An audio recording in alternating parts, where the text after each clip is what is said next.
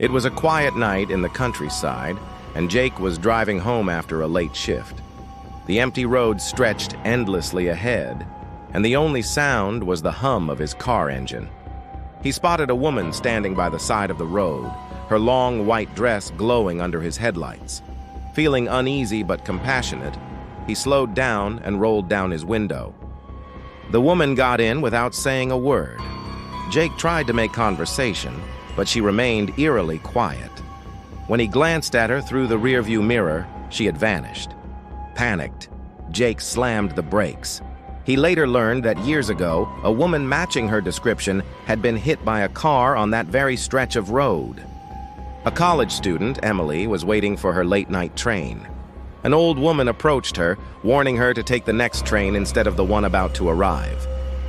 Emily hesitated. The old woman seemed strange, but something about her voice was urgent and sincere. Moments after the train arrived, it derailed, killing everyone on board. Emily turned to thank the woman, but she was gone. A little girl named Sophie adored her doll, Emma, but one night, Sophie's parents heard whispers coming from her room.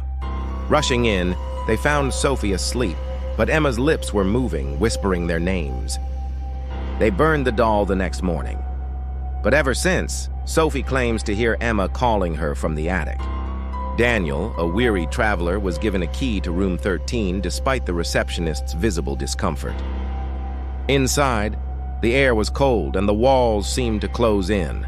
When he looked in the mirror, his reflection didn't mimic his movements.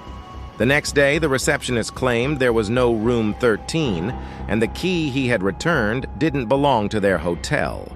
Late one night, a group of friends decided to explore a forest known for its ghost sightings. Laughter turned to fear when they heard footsteps following them. They turned to find shadowy figures standing still, staring at them.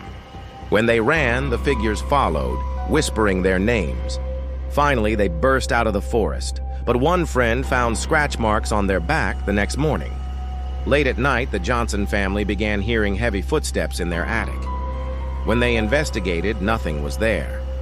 One night, their teenage son saw a shadowy figure watching him from the attic door. It disappeared when he screamed. They moved out the next week.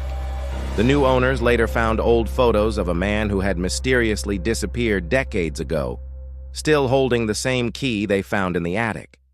These 6 stories remind us that sometimes the scariest things are not just in our imaginations. Reality is stranger and more terrifying than fiction.